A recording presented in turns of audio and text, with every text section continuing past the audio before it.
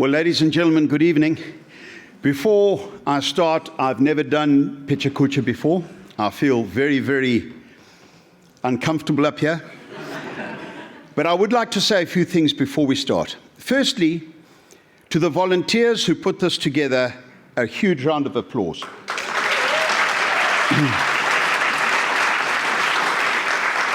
You know, there's Ryan at the back, who I sadly have not met yet, who found the venue.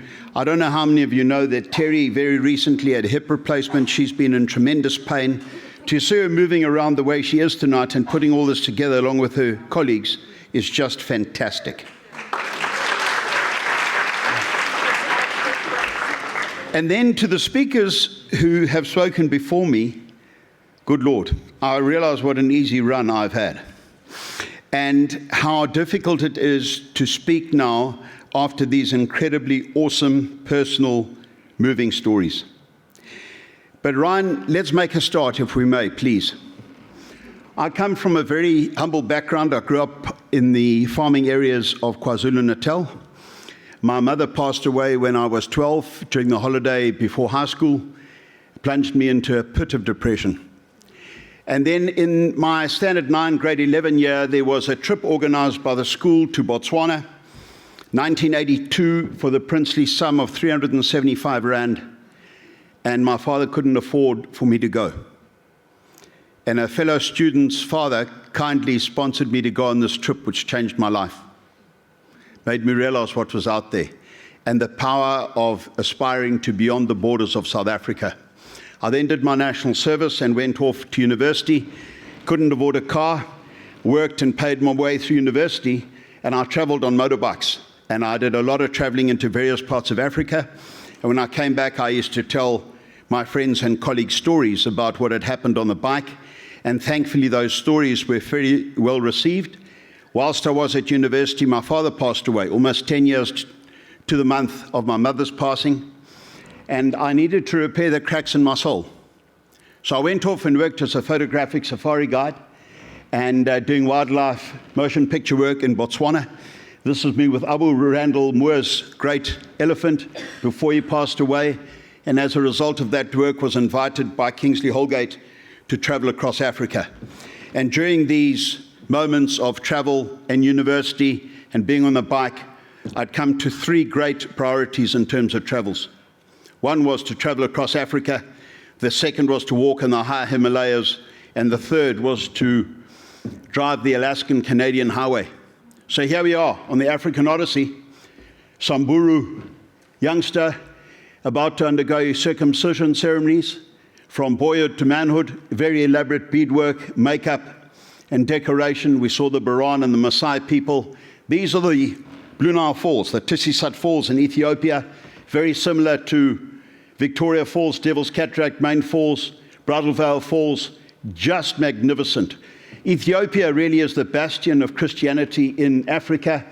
There was so much early Christian movement into the region with the early sunken churches of Aksum and Lalibela. Magnificent, magnificent edifices like this, 3 floors underground, folks who come to worship in medieval type clothing. In my opinion, Ethiopia is probably one of the most interesting countries in Africa. And of course, I've spent a lot of time with the granddaddy of African explorers, Kingsley Holgate. He's become a great friend. And recently we walked along a beach and he put down 7 stones representing 7 decades of life. Then he picked up 6 and there was 1 left and said, "What are you going to do with the last stone or 2 of your life?" It was a deep moment. He's a tremendous man and a great ambassador for South Africa. This is setting off on the Alaskan Canadian Highway, that 1,523-mile route from Dawson Creek, British Columbia to Fairbanks, Alaska. Built in 10 months, 1942, hanging glaciers in Canada. And then at the end of the trip, I moved off up into Denali National Park to see Mount McKinley and the bears and the wolves and the elk. Mount McKinley, highest point in North America, initially claimed to be summited by Dr. Frederick Cook, proved to be a completely erroneous claim, as he did with the North Pole. But these are the wild, beautiful parts of North America. And of course, I mentioned that I really wanted to visit the high Himalayas. This is the big Buddha stupa or temple in Kathmandu, the all-seeing eyes of Buddha. I've always been amazed by the Buddhists, who I feel live their religion largely 7 days a week, where many of us unfortunately put on a religion for 3 hours on a Sunday morning. And I did a lot of walking in the Himalayas. These are the villages that one passes through where you can get a break, spend the night, get a meal. And I felt closer to my Creator, whoever you perceive him to be, and more in touch with my senses in the high Himalayas than I've ever felt in my life. There was a lot of acute mountain sickness and altitude sickness, nosebleeds. And yet, if I'm given the option to go one place again in my lifetime, it'll be straight back to the high Himalayas. This is on the Mustang border, 18,000 feet above sea level. The beauty is staggering and the air is unusually thin. But a glorious thing to do and something I yearn to do again in my lifetime. This is very special. If you remember one of my slides, I prayed be this one, the standard Buddhist greeting of Namaste. I salute the God in you. And I think of the speakers before me here tonight and the issues that we all have with conflict and so forth in our life. I salute the God in you. This is one of the finest little kids I ever met. I was lucky enough to be invited to tell stories on the Anglo-Zulu Battlefields, which I've done for some time, at Isantluan and Rorke's Drift, amongst other places. I'm very interested in the behavior of human beings, especially when the chips are down, which is why I think I relate very personally and closely to the stories told tonight. And it took me down to Antarctica. This is a dairy farmer's son from the Natal Midlands, Russian jet, shorts and T-shirt, on the ice.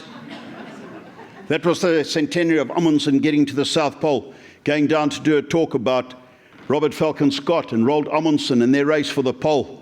What a tapestry that is for human drama. South Georgia, the king penguins, threatened now by avian influenza. They say when God takes a holiday, she takes it in South Georgia. Let me tell you, it's one of the most wildlife-rich areas of the world. Beautiful place. We go down on expedition ships out of Ushuaia in southern Patagonia with zodiacs that take us from ship to shore. There's a zodiac, humpback whale fluking right in front of one of the ships. But of course, what many people want when they go down to Antarctica is to learn more about that great explorer Shackleton, who was a poet and loved poetry. And on the spot where he died is a great granite gravestone today, and on the back is a stanza from one of Browning's poems that reads, "I hold that a man should strive to the uttermost for his life's set prize." And if you remember one thing tonight as you walk out the door, I pray it be that you reach for your dreams and strive to the uttermost for your life's set prize. Thank you all very much.